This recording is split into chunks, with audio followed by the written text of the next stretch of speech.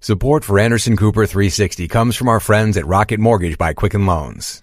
Home plays a big role in your life. That's why Quicken Loans created Rocket Mortgage. It lets you apply simply and understand the entire mortgage process fully, so you can be confident you're getting the right mortgage for you. To get started, go to rocketmortgage.com/AC360. Support for AC360 comes from GoToWebinar, a trusted webinar platform with over 55,000 customers who have hosted over 2.3 million interactive web events to connect with their audiences. For more, visit gotowebinar.com/podcast. So the president says he is not going to see a dime from the tax bill he is about to sign. Now, that may be true, but only if he keeps his eyes closed. John Berman here in for Anderson. The bill just hit a minor Lucy pulls the football technical snag, but is still on track for the Senate to pass tonight and the House to pass a second time by tomorrow. Based on what the president has said in the past, he might be surprised with what is in it. This is going to cost me a fortune, this thing. Believe me. This is not good for me. Me, it's not so. I have some very wealthy friends. Not so happy with me. Now, many of the provisions in this mammoth piece of legislation are debatable, such as how much, if at all, it will grow the economy. Estimates range from nearly nothing to the president's 4%, 5%, even 6%, he said the other day. You can debate who in the working and middle class is helped and who isn't, because it is a real mixed bag, although a large majority of taxpayers, some estimates are at 80%, will see some kind of cut. However, several things are simply facts. Congress's own nonpartisan number crunchers say the bill will add tremendously to the deficit, between $1 to $1.5 trillion over 10 years. The highest income earners will see the biggest gains. Corporate tax rates will drop a lot, a whole lot, and those cuts will continue even after the personal ones expire. Those are all facts. Now, what you will hear next is not a fact. In almost no conceivable world is this statement true. This is going to cost me a fortune, this thing. Believe me. This is not good for me. So in a moment, a very quick, non-eye-glazing rundown of why this is almost certainly not true. First, how Press Secretary Sarah Sanders dealt with it today. How does he figure this is going to cost him a lot of money? Look, we expect that it likely will, certainly on the personal side, could cost the president a lot of money. Unless cost suddenly means save, it's hard to see how that's true. Yes, the bill sharply cuts deductibility of state and local taxes, which could be considerable for a New York billionaire, but the top personal rate falls 2.6 percentage points for every dollar the president and Mrs. Trump earn above $600,000, and for a billionaire, that adds up. Also, there are other provisions of this bill almost tailor-made for wealthy real estate tycoons with small family-owned companies. But he's going to benefit from pass-through deductions, top-rate tax reduction, estate tax exemption is doubled. He's going to make money on that. Look, again, this is a tax plan that we hope benefits all Americans primarily, and priority number one is middle-class Americans. Which may be a fine talking point, but it doesn't answer the question. So our Jim Acosta gave it a try. The president did say that this tax cut bill would cost him a fortune. That was false, right? No, because on the personal side, this actually could impact the president in a large way. Has he looked at how it would balance out corporate versus personal if he's going to come out I'm not ahead? sure if he's done a side-by-side, but I know that there are a number of provisions that would negatively impact the president personally. And so we contend that those comments are still very consistent. No. But what has been consistent is the president's claim that he's the big loser. Here he is in September. I'm doing the right thing, and it's not good for me, believe me. Believe him or not, because there is a big change to the estate tax, which helps wealthy filers, a reduction of the alternative minimum tax, which helps wealthy filers. Corporate tax rates drop 14 percentage points, and a special provision gives big tax breaks for so-called pass-through corporations, which is how Donald Trump, the real estate developer, structured his businesses. The Trump Organization isn't really one big company. It's hundreds of smaller pass-throughs, which now would pay far lower taxes than before. So, to the extent that the president is enriched by his businesses, which you will recall he has not divested himself from, he certainly stands to do quite well. Something by the third question today, Sarah Sanders all but conceded, even as she tried again to change the subject. Look, I said that in some ways, particularly on the personal side, the president will likely take a big hit. But on the business side, he could benefit. But the biggest focus for this White House has been to make sure all Americans are better off today after this tax package passes than they were beforehand. Again, because of the way he has structured his businesses, there isn't always a division between business and personal. Of course, there is one way to know for sure, one way to know how much this would benefit the president, or as the president claims, would not. He could release his tax returns. CNN's Phil Mattingly has the latest on how tonight's vote is expected to play out and now how tomorrow morning's vote will play out. Phil, these problems that caused the House to have to re-vote, what's the latest on that? Well, they certainly are going to postpone things a little bit. Look, the House Republicans and the Senate Republicans went into today assuming that this would be done today, tonight, when the Senate Republicans vote. Still on track to do that. But, John, as you noted, some problems cropped up, and most notably the Senate budget rules. Obviously, Republicans going through the budget rule process in order to be able to do this with a simple majority, pass this with just Republicans, pass this in a partisan manner. The problem with that issue is there are rules that apply to that, and those rules have caught two specific provisions, and get this, the title of the bill as being problematic before it can actually move forward. So those will be stripped out. That won't be a major problem. These aren't major substantive issues that will change the core components or tenets of the bill, aren't going to cause any major long-term problems. But what they will do is force the House to vote again tomorrow morning. So while the Senate will vote tonight, while Speaker Paul Ryan had the big gavel moment earlier today in the House, he'll apparently have to do that again, John. We're looking at live pictures of the Senate floor right now. I believe that's Ohio Democrat Sherrod Brown right now giving a speech. Where does the bill stand exactly right now, Phil?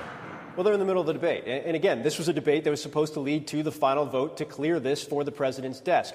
As it currently stands, Republicans are in very good shape. I've been talking to Republican aides all day. The hang-up on the Senate budget rules, that's not considered problematic. They are very clearly on track to pass this. The big question right now is a matter of when. In terms of how the Senate's moving right now, expects a vote sometime later tonight, maybe 11:30 right now. They're trying to move through debate as fast as they possibly can. But again, there is a recognition that this isn't it. There is one more step to come. The president wants this on his desk by Christmas. They'll almost certainly get it way before that, right, Phil? Yeah, it's a foregone conclusion at this point, barring some unseen issue that jeopardizes the bill itself. The president is going to have a signing ceremony of sorts tomorrow. It won't necessarily be the final bill signing ceremony. They have to wait for the process to actually send that up to the White House. But as it currently stands right now, the White House planning to do that tomorrow afternoon. Lawmakers expected to go over there. This will be done, and it will be done tomorrow, something that I think a lot of us chuckled at the idea of just a few months ago, Republicans moving through the first tax overhaul in more than 31 years in just a couple of months. Not only are they getting it done, but they are getting it done on the very aggressive timeline that the president laid out, John. Indeed, there are people who thought tax reform would be harder than health care. Health care didn't work. They're getting it away, both of it before Christmas. Phil Mattingly, thanks so much. You heard Jim Acosta questioning Sarah Sanders a moment ago. He joins us now from the White House. So, Jim, what's the latest from the White House on all of this, both the process and the substance of the bill? Well, you heard Phil Mattingly just a few moments ago say that they're going to have this revote, so they can't break out the Trump wine at the Trump Hotel just yet here in Washington, John. But they are going to have this revote tomorrow. They are planning for this ceremony over at the White House. It won't be a bill signing ceremony, as Phil just explained, but the White House is very happy about this. You can just see it on the faces of officials here. They do have more of a spring in their step than they would normally when, say, the Russia investigation is in the headlines. But they do have a political problem to solve, John, and that is because of these glaring headlines about the president saying he is, not going to have to pay a huge tax bill in all of this. Obviously, he is going to benefit from this tax bill that is going to be passed and signed by the president. The other thing, John, is that they're going to have to deal with this issue heading into the midterms in terms of how the middle class is going to respond to this. Middle class voters, depending on which state they live in, may actually get hit with a bit of a tax increase if their state and local income tax deductions are curtailed, or if their homeowner mortgage deductions are curtailed. They may actually have taxes in all of this. So is the White House worried at all about the consequences in the midterms? Not at this point. You see the president pointing to the stock market and insisting that this tax cut plan is going to result in the stock market going further up in the new year. Of course, keep in mind during the campaign, the president, then candidate Trump, was talking about a stock market bubble and that it would eventually burst at some point. Apparently, he's not worried about that heading into the midterms. But I did talk to a GOP source close to the process in the last several minutes, John, who said and offered some framing in all of this and said, listen, if Democrats are going to oppose these tax cuts, they're essentially going to be arguing heading into the midterms for a tax increase. If they want to repeal these tax cuts, they're essentially arguing for tax increase. That is not going to be a winning issue for the Democrats, according to this Republican source. But, of course, a lot of this is going to shake out in the new year when people start to see exactly what is going to happen to their tax bill, because it may not be as simple as the Republicans and the president and the White House officials as they were describing it earlier today. All right, Jim Acosta at the White House, thanks so much. Joining us now are senior political commentators, former U.S. Senator, Republican presidential candidate Rick Santorum, and Jennifer Granholm, the former Democratic governor of Michigan, and CNN senior political analyst David Gergen, former advisor to presidents, Republicans and Democrats dating back a long, long time. David, let me start with you. This is a legislative victory for the president, a big tax bill, a repeal of the Obamacare mandate, among other things. Do you think this pays off for the White House politically? Well, I think the president absolutely is claiming a major legislative victory. This is on his timetable and basically the tax bill that he has wanted. It also sends a message that Republicans have been desperate to show, and that is that with a majority in Washington, they can govern, they can make changes, and this is, after all, what he promised on the campaign trail. I think the surprise, is as he achieves this great victory, is how unpopular it is with the country. Right. I can't remember a major achievement like this that is met with disapproval, but the CNN poll is not unlike others. 33% approve this tax bill, 55% oppose it. Well, it isn't exactly what he promised, first of all, because he did promise to the campaign trail that he would be a big loser in this, and in fact, he's not. He promised that he would do away with cuts on carried interest, change those rules. He did not on that either. Nevertheless, Senator Santorum, to David Gergen's point, the polling on this is not good. The CNN poll says that 55% of the American public doesn't like the bill. Why is that?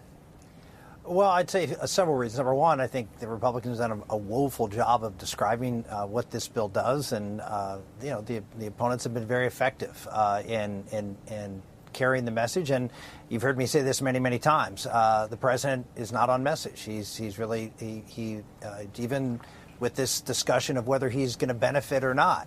The fact that he and the White House cannot drive a message consistently to the American public about what this bill does and the benefits of the bill to working men and women across this country, because he's distracted by other things that are going on within the White House and other messages he's trying to send, I think makes it very, very difficult to deliver that message. Here's the good news. The good news is the vast majority of Americans are going to get a tax reduction starting in January. So I'm not worried, and I think most Republicans are not worried about what polls say today. They're going to be those polls are going to change once people see that their take-home pay is going to be up starting in January. So what about that, Governor Granholm? Because, next year when people are paying their taxes, some people in the middle class, the average is like $900 more that they'll see. One tax bracket up, they'll see an average of $1,500 to $1,800 back. When they see that money in their pockets, will the bill get more popular? Well, of course, that ends up being spread out, right? But here's the deal, is that it's not just about the fact that some people are going to get a tax cut. It is really a question about fairness. So I heard somebody describe it this way. If you have 10 people in a room and you've got 10 sandwiches and you give 8 of the 10 sandwiches to 2 people, but just 2 of the sandwiches to the rest of the 8, well, those people, the 8, are not going to feel that great just because they got a bite of a sandwich rather than having their own. It's about fairness. And if they see that 80% of the benefit of this goes to the top 1%, how is that fair? And how does that remedy the problem that everybody has been talking about now for years, since the Occupy Wall Street movement, about income inequality in America? This will make us the most unequal country of all of the advanced countries. It is this historic transfer of dollars, of $1.5 trillion, from working people and from the middle class to the wealthy. Why is that helpful for the economy? It is not. I see the thought bubble in Senator Santorum's head, the Republican thought bubble. You know, the wealthy get bigger tax cuts because they pay more on taxes. Senator Santorum. Well, a couple of things. First off, a lot of the benefit, and was designed this way, goes to businesses. And the reason it goes to businesses is because we have the highest corporate tax rate in the world. And it's made us uncompetitive. It's one of the reasons that companies are moving offshore and moving their income offshore and moving their intellectual property offshore, all of which is to the detriment of workers here in this country. So even Barack Obama said that we needed to reform the business tax code and we needed to lower the rate. So benefits, even under Barack Obama, were going to go to corporate America. Let's set that aside. Let's take the top 1%. The top 1% in America makes 20% of the income in America and pays 40% of the taxes in America. So I would say to Jennifer, what's fair? Should they pay 50%? Should they pay 60%? Should they not get any relief? Should they pay if we cut taxes for everybody else? If you should are we a actually millionaire increase or a billionaire, even more Rick, on the top 1%? You can't what do you even want to do? spend all of that money. I mean, come on, put it in the hands So of tax it people more, is who what can you're saying. They spend should it pay to even more. stimulate the economy. I am saying that we should have a fairer and more progressive tax system. And to your point on the business taxes, someone you are paying right. 20%, paying 40% is You've not already fair. said this. Wait a second.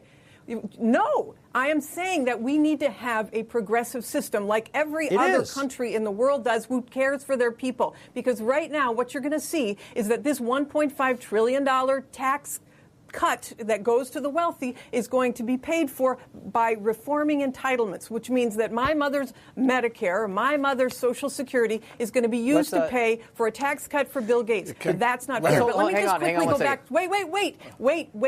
You talked about both the corporate and the individual. Let me just respond on the corporate for one moment. On the corporate tax, yes, our rate is very high, but our effective payment, meaning that when companies take advantage of all of the loopholes in the corporate tax structure, they pay about 23%. So let's reform the tax code, yes. But let's not just do a tax cut. Let's take away all of the loopholes that are being paid so that you're not reducing the tax dollars to the Treasury, which pays for basic services for people that make us who we are as a nation, which is we should be caring for one another. That gets to the word which has not been spoken yet and is barely spoken at all in this discussion, David Gergen, which is the deficit, and the federal debt, which by some estimates could go up between $1 trillion and $1.5 trillion over 10 years. I mean, I'm old enough to remember when this was a major defining, unifying issue for the Republican Party. And now it seems to be out the window, David. Well, that's absolutely right. And Leon Panetta was on this program last night, saying basically that it's going to be a lot more than $1.5 trillion added to the deficit there, and we can go into that argument. But let me point out why I think it's going to be harder to have this bill win approval next year. It relates to the deficits. If the Republicans are now going to turn around, as they're saying they're going to do, and say, well, we have such large deficits in the country now we really need to reform the entitlement programs. In other words, we want to cut Medicare and Social Security, and we're going to do that because we have these large deficits. That is not going to make this tax bill, which brought the help to increase the deficit, it's not going to make it very popular. When people see that in this tax bill, there is this removal of the mandate on health care, and as many as 13 million Americans could be without health care insurance as a result of this. That's not going to make it more popular among working people in this country. So, and whether the economy is going to be able to sustain this or not, that's going to be the big gamble. If President Trump and his team are right, if he does get 3% growth, that's going to help enormously politically. If this is a sugar high, as his Democratic opponents believe, that also is going to make this tax bill something other than a major political success for the president. Senator? Yeah, I would say this. First off, that I don't think you're going to see Donald Trump reform Social Security or Medicare. He said very, very clearly he doesn't want to touch either of those programs. He also said he wouldn't give himself a tax cut. He also said that he was going to deal with the carried interest here. So he says things. Well, look, I think, obviously the president doesn't get everything he wants in any bill, and he didn't get exactly what he wanted in this bill. As you know, this was written primarily in the House and Senate. Certainly the president had some oversight, but this is a congressional process, not a White House process, and they got what they could get the votes to pass, not what Donald Trump wanted, and that's the way it works all the time. Look, on the other esse that this is somehow, going to be a huge increase of the deficit. This is just a fundamental difference between whether you believe that lower taxes, putting more money out there for businesses and individuals to be able to grow this economy is going to result in actually more revenue and less expenditures coming out of Washington, D.C. And I can tell you, I've talked to a lot of Republicans, both the House and the Senate, and they believe that this will produce the growth that's necessary to more than offset the deficit. And, if they're wrong, then they're going to be held politically accountable for it. But I don't think anybody's going in there thinking, hey, we're doing this and we think it's going to, hurt revenues. We think it's going to cause more spending in Washington. I think just the opposite. And it's just a fundamental difference in belief. Look, history has shown that tax cuts don't necessarily lead to growth, which yes, offsets and or so pay do for economists themselves. say that. Well, Jennifer, yeah, every economist has looked at this. Yeah, okay, you got to go. Governor, Senator David Gergen, we'll call you the czar for that purpose. Thanks so much for being with us. Again, you're looking at live pictures from the Senate floor. This is Ohio Republican Rob Portman now arguing for this tax bill. We are expecting the Senate vote shortly. We will keep our eyes on it and our eye open for any possible drama that may emerge. Coming up for us, a member of the House Intelligence Committee says she is hearing that the president may fire special counsel Robert Mueller by this Friday. I asked Congresswoman Jackie Speier about it. The interview next. Support for AC360 comes from GoToWebinar, the webinar platform that's hosted 2.3 million interactive web events with over 60 million views per year. GoToWebinar believes webinars are one of the best ways to interact with your prospects and customers, instead of business presentations or company websites.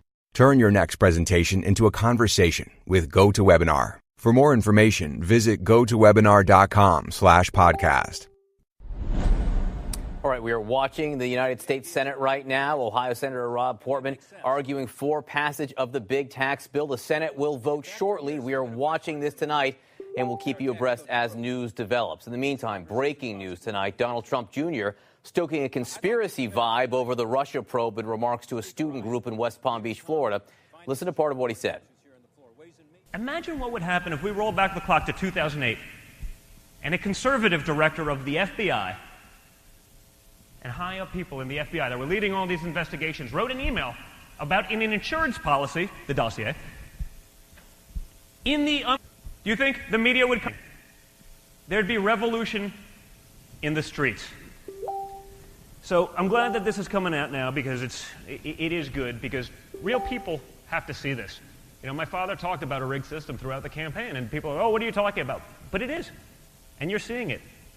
There is, and there are people at the highest levels of government that don't want to let America be America. Meanwhile, Congresswoman Jackie Speier, a House Intelligence Committee member, told a local TV station that she worried for the future of the Russia investigations on Capitol Hill and within the FBI. This is what she told KQED last Friday. I believe that the president wants all of this shut down. He wants to shut down these investigations, and he wants to fire Special Counsel Mueller. The rumor on the Hill when I left yesterday was that the president was going to make a significant speech at the end of next week, and on December 22nd, when we are out of D.C., he was going to fire Robert Mueller. Now, I spoke with Congresswoman Speier just before airtime. Here's that conversation. Representative Speier, this rumor on the Hill that the president is going to fire Robert Mueller by this Friday, is that still what you're hearing? Well, I certainly heard it last Thursday. It's been tamped down a little bit, in part because the president himself has been asked the question and he has said no. But it's not as if the president doesn't change his mind from time to time. So it's a great concern to me, and I think to many of my colleagues, that this is the kind of action that could be undertaken by the president. And we want to put him on notice that it is something that we will not tolerate. What was this based on, though? Were there any facts to back this up? Because I've heard from a lot of critics over the last few days that suggest, it's reckless for a member of Congress to spread rumors about such a sensitive subject if it's not based on something solid. Well, I made the point when I was talking to a local reporter back in San Francisco that this was a rumor. And I specifically said that. I'll say it again tonight.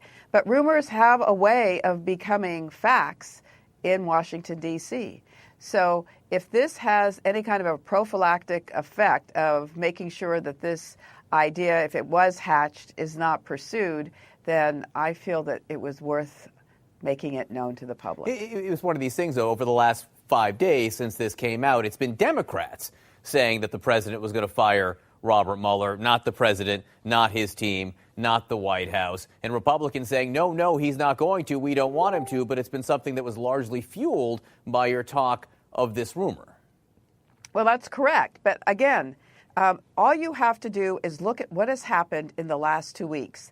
The way the Republicans in the House in particular have, through the Judiciary Committee, started to cast aspersions on the Mueller investigation.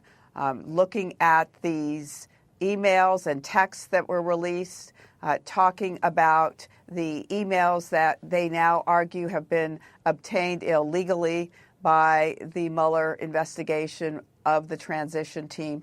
This is a concerted effort to undermine the Mueller investigation. Make no mistake about it. The comments from Donald Trump Jr. today, which seem to be stoking some conspiracy theory. He suggested there are some people at the highest level of American, power that don't want America to be America.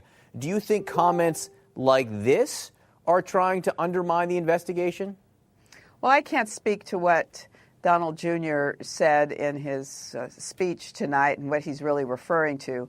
What I can say is that the American people trust that we are going to make sure the rule of law stands the test of time, that we are going to speak out and make sure that the Constitution is respected and upheld. And anyone who tries to mess with our system of government and with the Constitution is going to hear loud and clear from the American people. You sit on the House Intelligence Committee. What can you tell us, if anything, about Deputy FBI Director McCabe's testimony today before your committee? What came out of that? Well, I can't obviously speak about the classified interview that took place. I can just tell you that I believe that the FBI acting director was, in fact, very forthcoming, was willing to answer virtually all of our questions with the exception of a couple. And I think that his testimony is very helpful to the investigation. Your colleague, the ranking member, Democrat Adam Schiff, on your committee says that he is worried that Republicans will try to shut down the House intelligence investigation by the end of the month. Is that something you see? Well, we're very concerned about that. These interviews now have stepped up in their pace, 2 or 3 in the same day. I have been in the Intelligence Committee offices all day long today. And it is a pace that you can't keep and also, I think do a good job. There's other interviews that are being scheduled outside of Washington, D.C., which make it very hard for us to vote on bills and also be at those very important interviews as well. Congresswoman Speier, thanks so much for being with us. Thank you. Up next, the president on Twitter today calling the Washington Post fake news. What's it about this time? Reports that the president considered pulling Neil Gorsuch's nomination to the Supreme Court back in February after private comments criticizing the president's attacks on the judiciary. We will hear from the reporter who broke that story when we return. Support for Anderson Cooper 360 comes from our friends at Rocket Mortgage by Quicken Loans. Chances are you're confident when it comes to your work, your hobbies, and your life. Rocket Mortgage gives you that same level of confidence when it comes to buying a home or refinancing your existing home loan. Rocket Mortgage is simple, allowing you to fully understand all the details and be confident you're getting the right mortgage for you. To get started, go to rocketmortgage.com/AC360. Equal housing lender, licensed in all 50 states, NMLSconsumeraccess.org number 3030. Remember, to create an ad like this one, visit purewinning.com/CNN. Another day, another fake news claim from the president about reporting he doesn't like. This time, it's a story first in the Washington Post that the president considered withdrawing the nomination of Neil Gorsuch to the Supreme Court after the judge privately criticized President Trump's attacks on the judiciary. Well, the Washington Post reporter who broke this story, Josh Dawsey, joins me now to talk about that. So, Josh, the president was not too fond of your reporting. This is what he wrote today. He wrote, a story in the Washington Post that I was close to rescinding the nomination of Justice Gorsuch prior to confirmation is fake news. I never even wavered, am very proud of him and the job he is doing as a justice of the U.S. Supreme Court.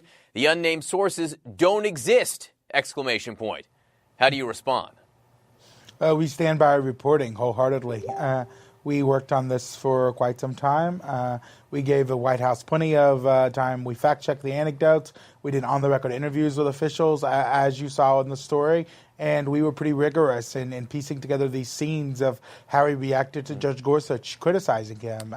So we stand by our reporting 100%. The president obviously has a right to his opinion, and we have a right to publish what our facts lead us to believe. So let's talk about the reporting itself. For months, the president has boasted about his pick of Neil Gorsuch for the Supreme Court, but you are reporting that behind the scenes, it was on the verge of going awry. What happened for the president to waver on this nomination?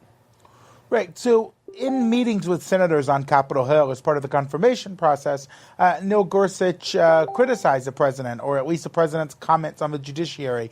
And his goal was to show some independence and say, listen, President Trump nominated me, but I am my own man. And this is how I feel about issues, particularly the president's sharp condemnations of jurists and judiciary. The president was not expecting the criticism. He was taken aback to see it on television, and he vented to aides on several different occasions that he did not think Gorsuch was grateful for the appointment, and that he could not believe that after appointing him, he had gone straight to others and criticized the president. It was a moment of deep frustration for President Trump. You know, it's been well reported about how much the president values loyalty, or requires loyalty, you might say. Right. From what you've learned, how close was he to actually pulling the nomination? Right. Well, that's a tough part, John. He certainly said to others that he was considering it. He made it very clear that he was very unhappy with the situation. But the president, as we and others have reported, often vents. He will get very spun up in a situation or in a moment and make grandiose promises or vow to do things that he ends up not doing after he calms down. I think, like all of us, sometimes he gets angry and then he calms down. We do not have reporting to indicate that he, called the Senate or went through any of the formal machinations to rescind the nomination. Just that he told some of his advisors, "Hey, I might take this guy back. What do you think?" Yeah, only the president knows for sure if those threats were for real, if he actually meant what he said. Finally, Supreme Court nominees asserting their independence from the president. I mean, it is something that ultimately happens. Based on your reporting, was this something that the president just wasn't prepared for? Yes, it was something the president wasn't prepared for. Some of Neil Gorsuch's sharpest defenders, Chuck Grassley, among others, wanted to see independence. The judiciary is one of the three co-equal branches of government, and you expect some independence. Presidents tend to pick folks who have the same judicial philosophies that they do, but independence on certain rulings and certain comments from the president. That said, the president really disdains public criticism of himself. Several of his advisors have told me and other reporters, it's been pretty documented heavily, that one way to really tick the president off is to criticize him publicly. He does not like to hear criticism, and that's what Gorsuch did. And it was early in the administration. His advisors did not tell him to expect that. And, all of a sudden he was turning on TV, looking at the newspapers. Here was the guy who he picked for the Supreme Court who was now telling senators, I don't agree with the president. Josh Dawsey, great to have you with us. Keep digging. Thanks for having me. Next, breaking news in that horrific train wreck in Washington State. Also, why technology that would have prevented it, something that's been called the single most important rail safety development in more than a century, was not in place to save the day.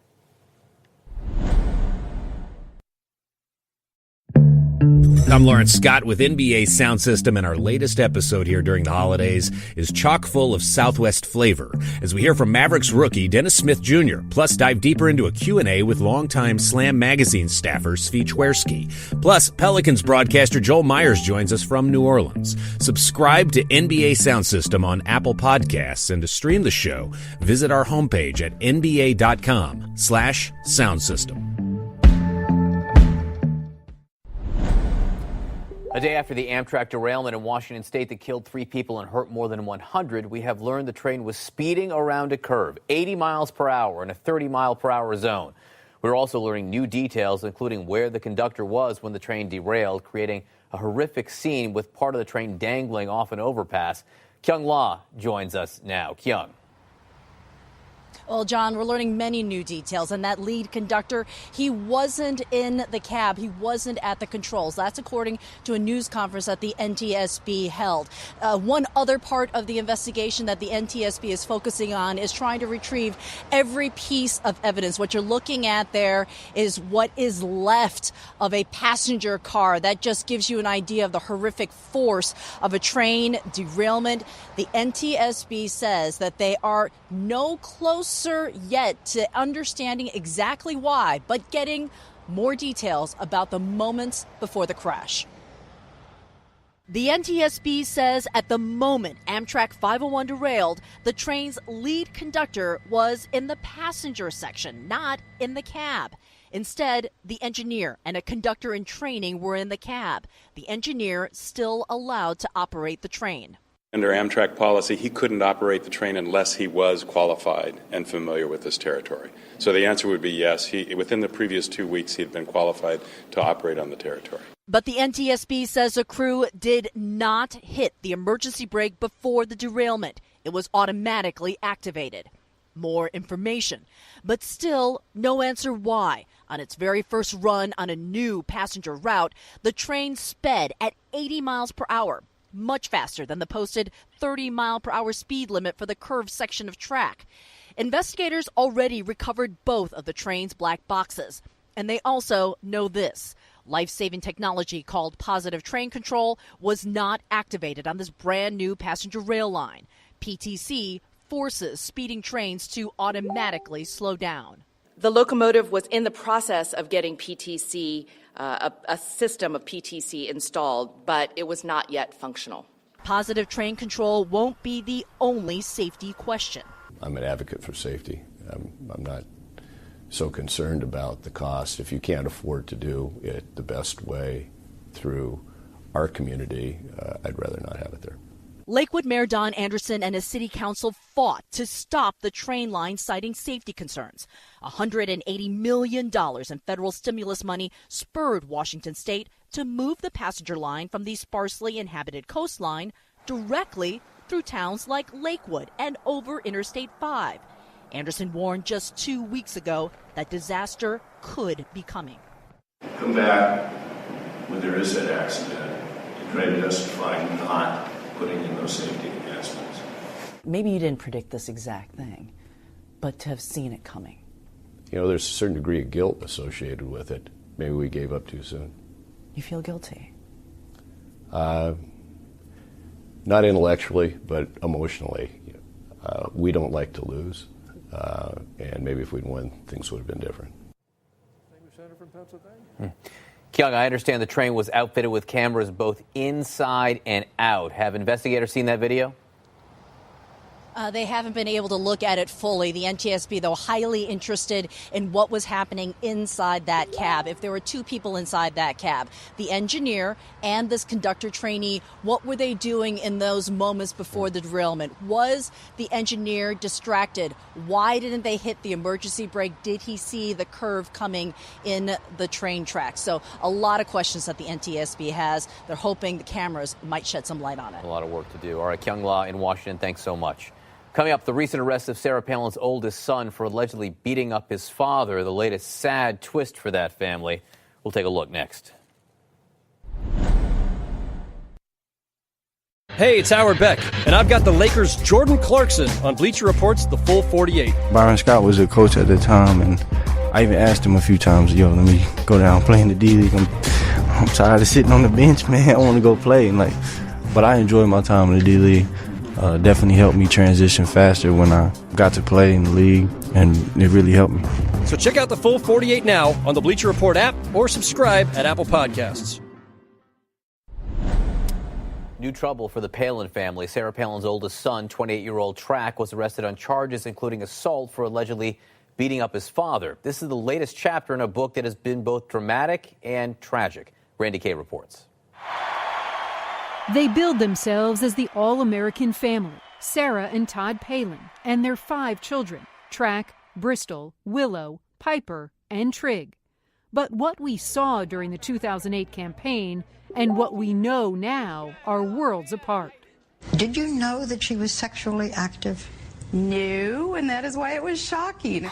As the family's fairy tale started to unravel, Bristol Palin tried to move past it.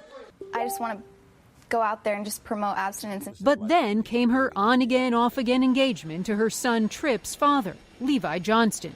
A long, drawn-out custody battle ended with Levi spilling dirt on the Palin family. If she's going to go out there and say stuff to me about me, I'm going to leak some things on her. With the election long over, the Palin kids found themselves caught up in a series of very ugly and very public fights. In 2010, then 16-year-old Willow Palin went after a fellow student on Facebook after he said he was hardly impressed with the family's new reality show. She hurled homophobic slurs in response, calling the viewer gay, demanding the student quit talking blank about her family.